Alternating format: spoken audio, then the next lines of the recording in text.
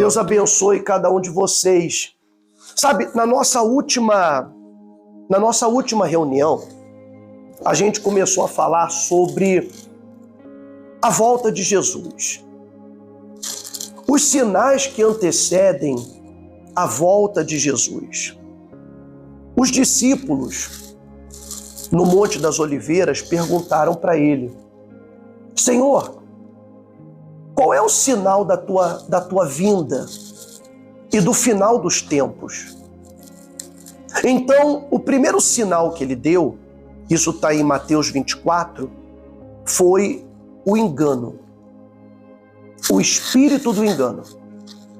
Quando ele disse, acautelai-vos, ou vede, que ninguém vos engane, porque virão muitos em meu nome, quer dizer, não virão em nome de um santo ou em nome de uma entidade espiritual.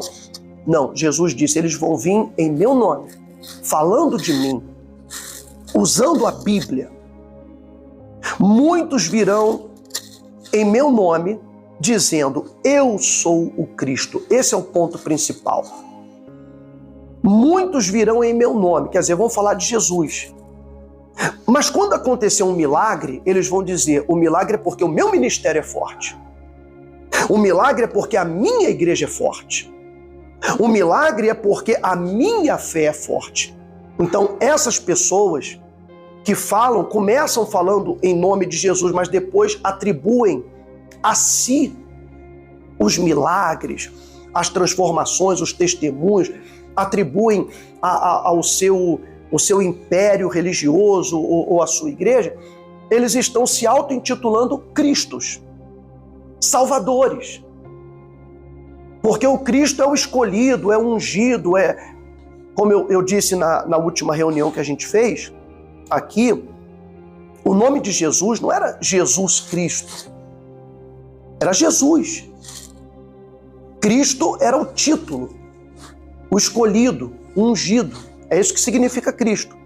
Então ele falou que o enganador, ele ia vir com essa característica. Ele ia falar de Jesus, porque todo mundo que gosta de Jesus vai atrás. Ele ia vir com a Bíblia, porque todo mundo que é evangélico gosta da Bíblia. Então fala, não, está falando da Bíblia. Salmo 91, Salmo 23. Falou do Evangelho. Falou de Jesus. Usou o fundamento. Mas depois ele traz as pessoas para ele e começa a dominar aquelas pessoas. Então ela já não tem mais capacidade de raciocinar por conta própria. Elas não podem mais pensar por conta própria. Você sabe, eu estava lembrando de um tempo, eu não pensava muito naquela época, né, quando eu me batizei. Não pensava muito nas coisas. E na nossa carteirinha, eu não sei se ainda tem essa carteirinha de membro, mas na nossa carteirinha, ela dizia quais eram os atributos do membro para ser membro da igreja, o que é que precisava. Então ali na carteirinha dizia ser dizimista, correto, ser batizado, correto, frequentar os cultos de membros, correto, e tinha uma frase que dizia não ouvir mais ninguém além de nós. Ainda que o argumento pareça lógico, ainda que o argumento pareça ter sentido, não é para você ouvir. Porque essa frase tira a liberdade da pessoa de pesquisar. Essa frase coloca na pessoa a ideia de que ela encontrou um Cristo. Não pode ouvir mais ninguém, só aquele Cristo. Só pode ler o livro daquele Cristo. Só pode ouvir a voz daquele Cristo. E o resto está todo mundo errado. É muita pretensão. E o cristão não pode ser pretensioso. A humildade precede a honra. Amém? Então aí ele falou, Jesus falando, o que ia acontecer. Então ele vai e diz, virão muitos em meu nome, dizendo eu sou o Cristo, e enganarão a muitos. Aí a gente entra na parte de hoje, onde ele diz assim: outro sinal. E certamente ouvireis falar de guerras e rumores de guerras. Vede, não vos assusteis, porque é necessário assim acontecer, mas ainda não é o fim. Porquanto se levantará nação contra nação, reino contra reino, e haverá fomes e terremotos em vários lugares. Porém, tudo isso é o princípio das dores. Então, ele vai dando a profecia e vai dizendo: olha, você vai ouvir falar de guerras e rumores de guerras. Não é uma guerrinha aqui, uma guerrinha ali, mas guerras que acabam envolvendo o planeta, que ameaçam o planeta. Veja a guerra da Ucrânia com a Rússia, que é a mais recente. Quem diria que uma guerra lá no leste europeu ameaçaria o mundo inteiro? O mundo inteiro paga por causa de uma coisa lá no leste europeu. Porque o mundo está todo interligado, está todo globalizado. O mundo troca os seus produtos. Então, depende um país deixa de fabricar uma coisa porque ele consegue comprar mais barato em outro país. Então, para ele convém mais. Ele manda uma matéria para um país, esse outro país envia o produto. E quando acontecem essas guerras, e não é só a guerra física, de armas, mas também tem as guerras culturais, as guerras políticas. E hoje a gente está vivendo um tempo muito difícil, um tempo muito sombrio. Não só no Brasil, mas no mundo. Todos temos que observar o seguinte: muitos fala-se de que a igreja do Senhor, a igreja, os pastores apoiam a ideologia da direita, porque no mundo é assim, direita e esquerda, as ideologias políticas. Na verdade, não é direita ou esquerda. O que a igreja apoia? O conservadorismo. O que é conservador? Conservador é você manter os fundamentos, ainda que você mude outras coisas depois, mas você mantém o fundamento, você não tira o alicerce. Mas o que o progressismo quer? Ele quer mudar o alicerce que sustentou as civilizações desde que elas existem. Eles querem mudar os alicerces. Eles querem mudar a biologia, como se a biologia já não importasse mais. Como se a ciência não importasse mais. Tudo que se descobriu ao longo dos anos hoje é bobeira, porque o que mais vale é o sentimento dos outros. Cuidado que você pode machucar o sentimento de alguém. Hoje em dia, a gente tem que ter cuidado com o que fala, tem que ter cuidado com as opiniões que a gente emite, porque uma pessoa se ofende, ela fica com ódio de você, ela te odeia, ela quer te matar, porque ela se ofendeu por uma coisa que você falou. Mas o que acontece no mundo? O mundo está sendo preparado. E um dia eu vou falar para vocês sobre o Apocalipse, mas o mundo está sendo preparado para um comando, para obedecer a um comando, para obedecer a um governante mundial, que em um determinado momento todas as nações vão se dobrar para ele, vão seguir as ordens dele. A Bíblia chama ele de anticristo. O anticristo, porque ele vai ser um governante que vai ser contra tudo, contra a religião. Não só contra Cristo, mas vai ser contra qualquer tipo de fé. Um governante que ele vai querer que a fé seja toda voltada para ele, para o seu governo. E qual é o tipo de ideologia que faz com que as pessoas glorifiquem o Estado? Socialismo. A filosofia que leva as pessoas a glorificarem o Estado, que é um Estado forte, um Estado que manda, um Estado que comanda, é o Estado que dá emprego, é o Estado que faz isso, é o socialismo. Então, o mundo, para isso acontecer, ele tem que se tornar socialista, porque os líderes socialistas, eles são fracos. Eles não são fortes. Eles não são patriotas. Se derem para eles uma casa boa, muito ouro, dinheiro, uma situação boa, eles vendem o seu povo. Eles não querem saber. Eles são assim. Então, a mudança que o mundo está vivendo, por isso que Jesus falou assim, ó, haverá guerras, rumores de guerra, mas não se assustem porque isso é necessário acontecer. É necessário acontecer, quer dizer, o mundo ele está mudando, líderes fracos estão assumindo, muitos deles de forma traiçoeira, antidemocrática. Em muitos países, por exemplo, Nicarágua, o presidente de lá, ele mandou prender os opositores dele para não concorrerem com ele à presidência. Houve países que teve eleições que até morto votou. Que até morto apareceu para votar. Onde é que você já viu isso? Mas no mundo que a gente vive, ninguém pode questionar absolutamente nada. É perigoso. É perigoso questionar qualquer coisa. Então, onde eu quero chegar? O mundo ele está sendo repaginado.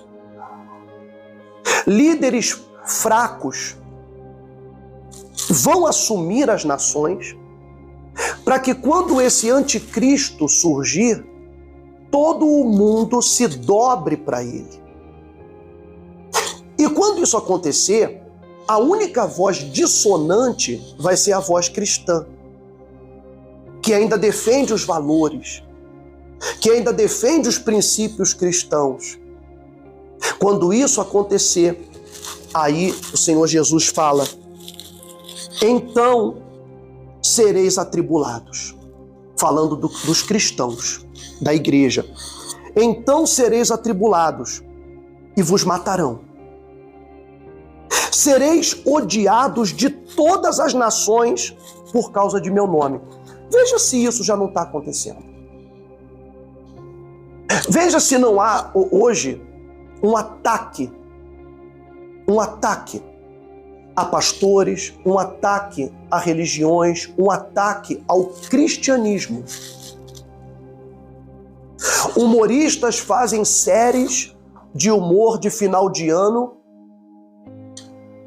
falando mal de Jesus, zombando de Cristo. Não é zombando do pastor fulano de tal. Se fosse assim, beleza, mas não, zombando diretamente de Jesus. Porque eles sabem que o cristão, ele não revida. O cristão não revida.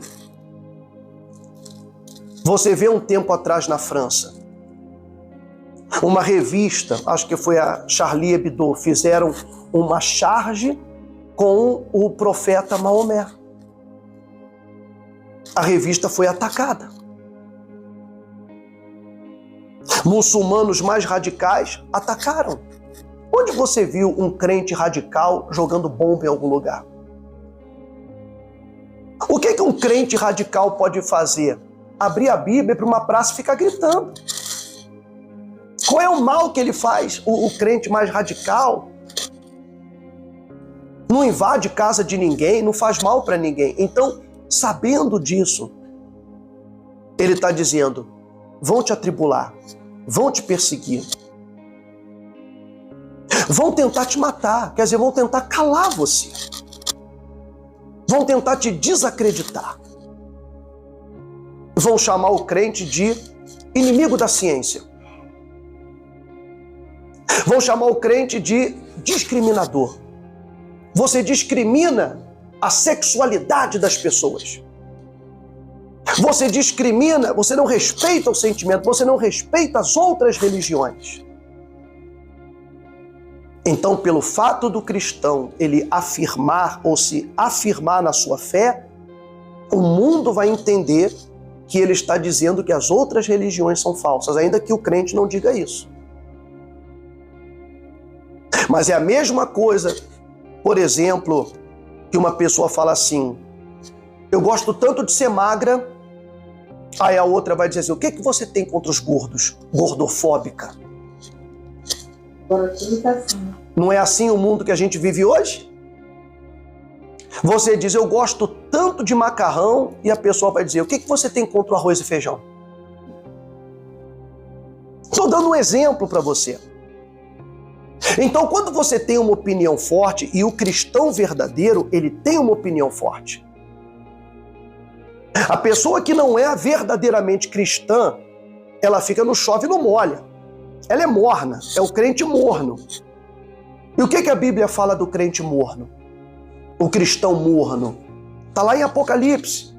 Jesus falou assim: quem me dera você fosse frio ou quente, mas por quanto és morno, estou a ponto de te vomitar da minha boca. Porque o verdadeiro cristão, ele não pode ser morno. Ele tem que ser quente. Ele tem que ser afirmativo. Ele tem que ter opinião. Ele tem que marcar posição. Ele tem que defender a sua fé. Ele não pode se calar diante de injustiças. O verdadeiro cristão, ele defende a justiça, ele defende a verdade, ele luta pela verdade. Ainda que ele saiba que vai ser perseguido por isso. Mas ele não pode negar a fé que ele tem. Porque essa fé nasce dentro de nós quando a gente tem um encontro com Deus.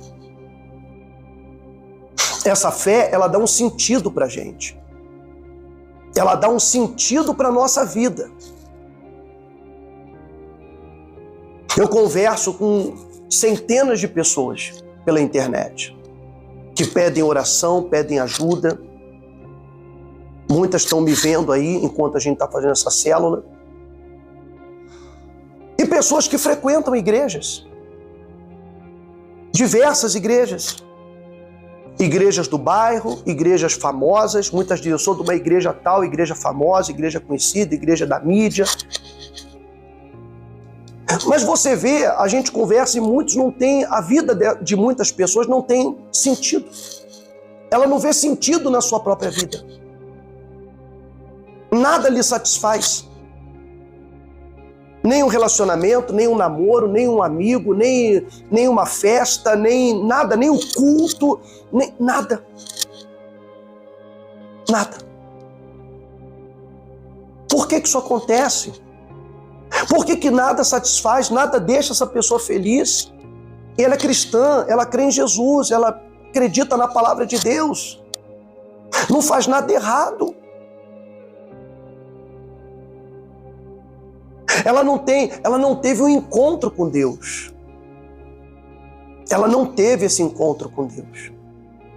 Apesar de frequentar a igreja, ela não teve um encontro com Deus. E a falta desse encontro é o que deixa um buraco dentro da gente.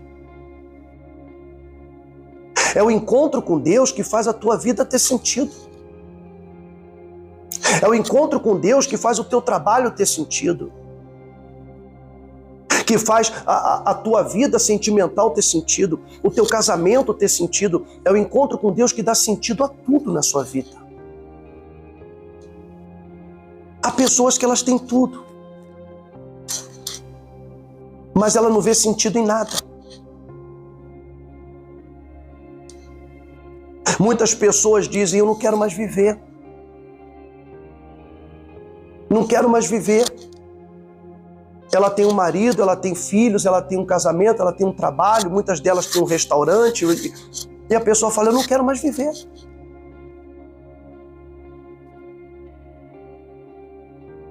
Mas para o encontro com Deus acontecer, o que precisa?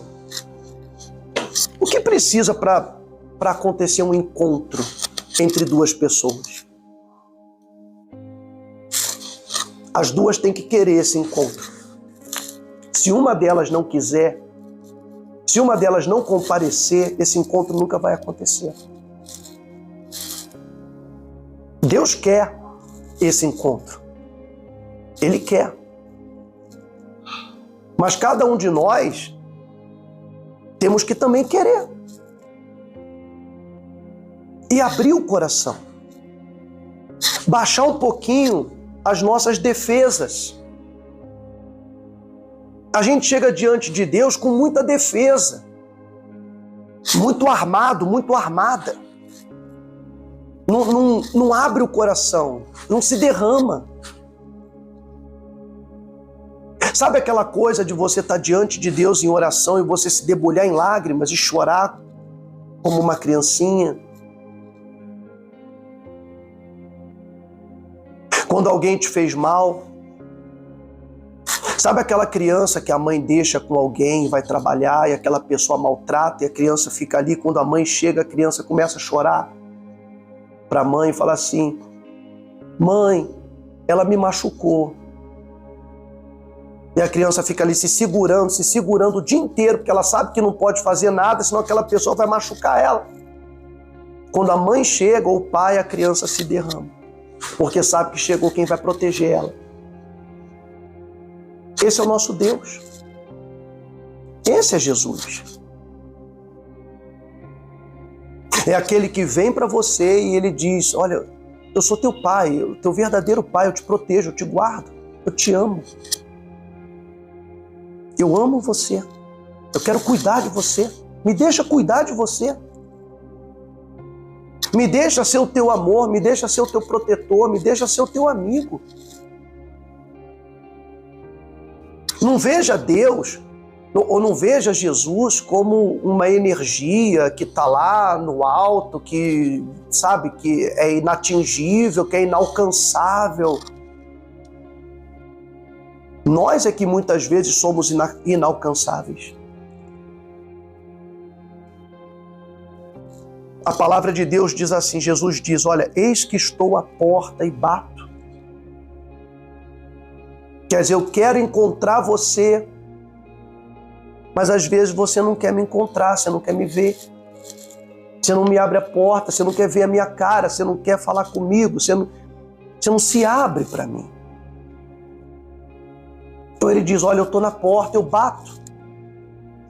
Se alguém ouvir a minha voz e abrir a porta, eu entrarei e cearei com ele e ele comigo.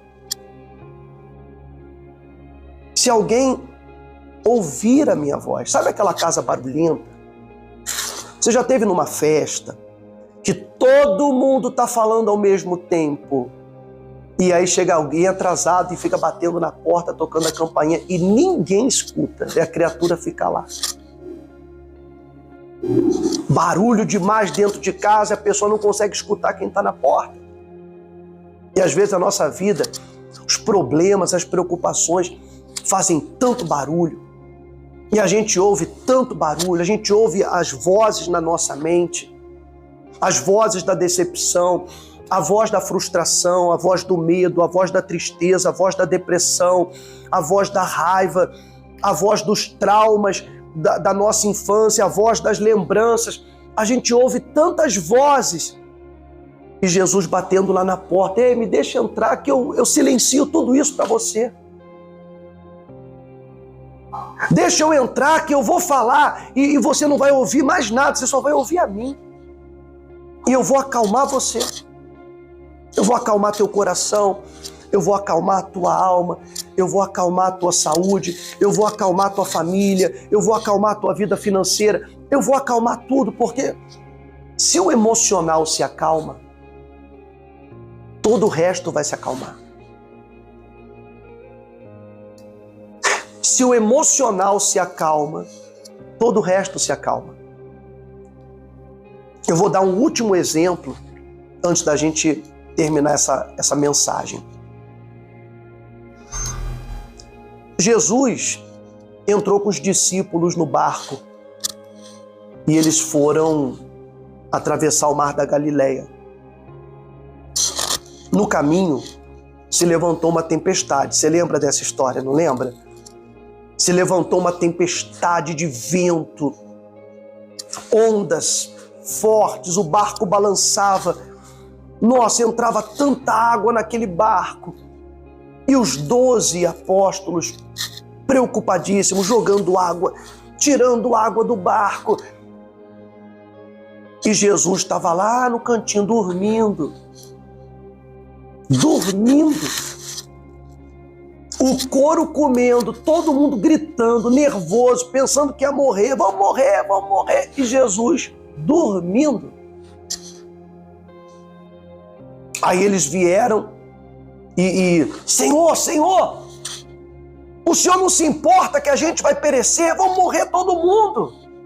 Olha como é que eles acordam Jesus. Senhor, o Senhor não se importa? Todos vamos morrer. Jesus levantou e disse: cala-te, emudece. E a tempestade parou. E aí ele falou para os discípulos dele: por que vocês são tímidos? Quer dizer, por que vocês são medrosos, homens de pequena fé? Não tinha só uma tempestade no ar. A maior tempestade estava dentro deles. A maior tempestade estava dentro deles, era a tempestade emocional, que eles estavam descontrolados. E Jesus estava no seu pleno controle emocional e ele peitou a situação e resolveu. Por isso, muitas vezes, a gente não consegue resolver tantas coisas da nossa vida, porque o nosso emocional trabalha contra a gente. O nosso estado emocional trabalha contra nós. E a gente age como não deveria, a gente fala o que não era para falar, a gente pensa o que não é para falar, o que não é para pensar. Vem aquelas ideias: você não devia viver, você não devia existir, você não devia ter nascido, você não serve para nada, você não presta para nada. É a tempestade dentro de você.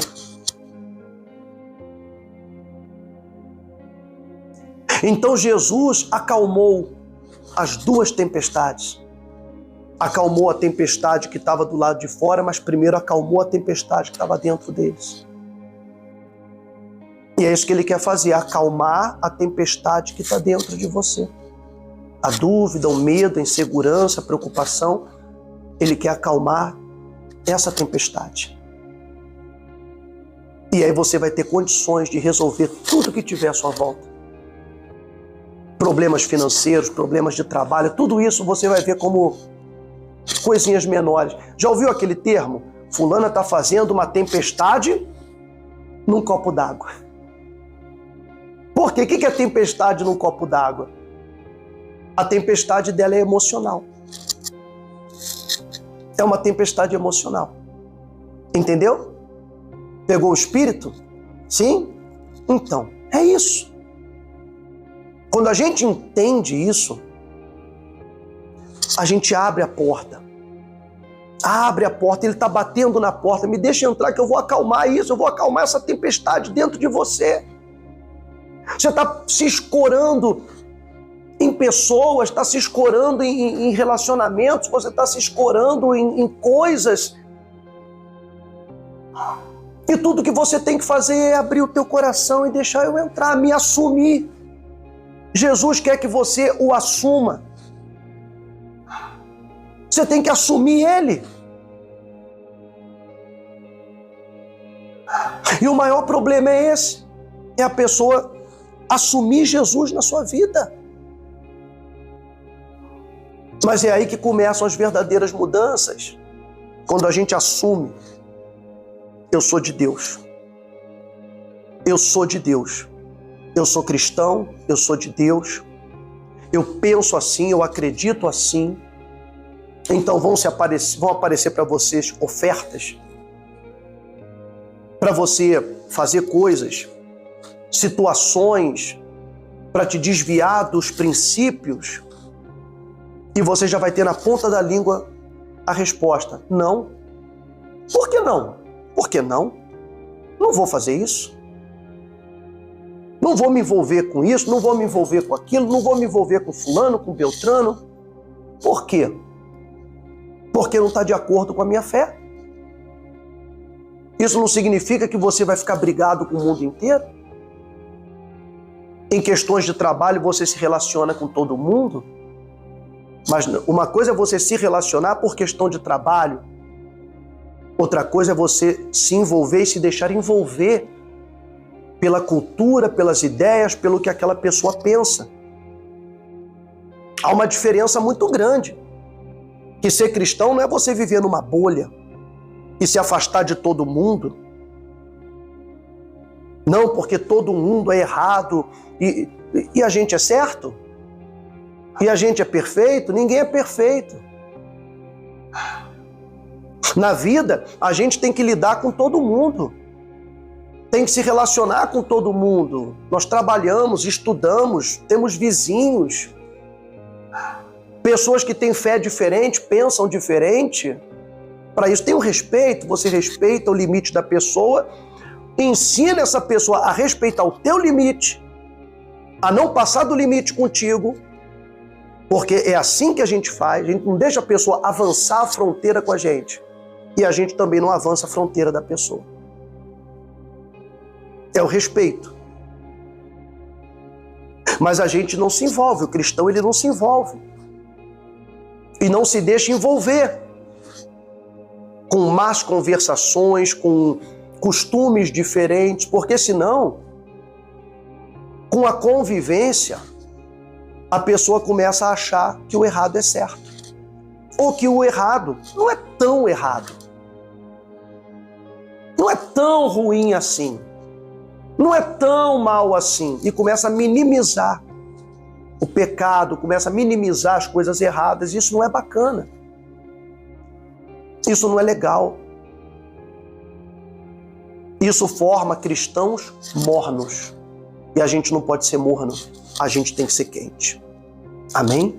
Todos nós. Esse é o caminho. Esse é o caminho. Se você quiser, se você ainda não foi na igreja da gente, na igreja real, é uma igreja que está começando, é uma igreja nova. Ainda que o nosso trabalho, o nosso ministério já seja antigo, que a gente já prega há quase 30 anos. Mas a igreja real é uma instituição nova, é um ministério novo. É um ministério que, como qualquer ministério novo, qualquer coisa nova, passa as suas dificuldades, tem as suas lutas para poder se sustentar, se manter, enfim. Mas a gente vai avançando, a gente vai crendo, confiando em Deus e levando a mensagem da verdade, a mensagem de Deus, sem viés religioso, sem religiosidade, sem legalismos, mas levando a verdade para as pessoas. Então, se você quer ter um encontro com Deus, se você sente que falta alguma coisa, que algo na sua vida não faz sentido, se você sente que ao longo do tempo você tem um pouco que esfriado na sua devoção, algo como se algo tivesse se quebrado dentro de você e tu não consegue reconectar, não consegue ligar, não se conforma com isso. Não se conforma. Pega um domingo, faz uma visita, assiste uma reunião, busca, recebe lá a mensagem, a palavra, a oração. Precisa conversar, senta com a gente, conversa, não pensa que está incomodando, que está... tem gente que fala assim, eu não gosto de incomodar. Não é incômodo, é prazer. Atender, escutar, poder ajudar a pessoa, poder fazer a pessoa se reencontrar, se reconectar com Deus e com ela mesma. Que esse é o nosso trabalho, não é só fazer a pessoa se conectar com Deus, mas fazer ela se conectar com Deus e com ela mesma, porque às vezes a pessoa se perdeu dentro dela. Então a gente tem reunião todo domingo, 9 horas, sexta-feira, 3 horas e 7h30 da noite. São os dias que a gente faz culto hoje, que dá para fazer culto, são esses dias. Então, você precisando, se organiza e vai. Vai lá. Vai conhecer, vai buscar, vai se envolver com Deus, vai louvar, sem aquela, sem aquela pressão, sem aquele peso. Não, vai. Relax. Relax, ouvir a palavra, buscar a Deus, orar, aprender como que usa a fé, entendeu? Sair dali e praticar o que você aprendeu, produzir os resultados na sua vida. É isso que a gente quer, o melhor para todo mundo. Amém, gente? Você que acompanhou essa célula, esse núcleo de oração que nós fizemos aqui na casa da Dona Graça, se você quiser uma reunião na sua casa, se você quiser que nós façamos uma célula no seu bairro, você que mora em São Paulo, obviamente, entre em contato conosco através do WhatsApp e nós vamos orientar você como que você pode fazer para preparar o lugar para que a gente vá e leve essa bênção para o seu bairro e para a sua família, para a sua vizinhança. Tá bom? Deus abençoe vocês.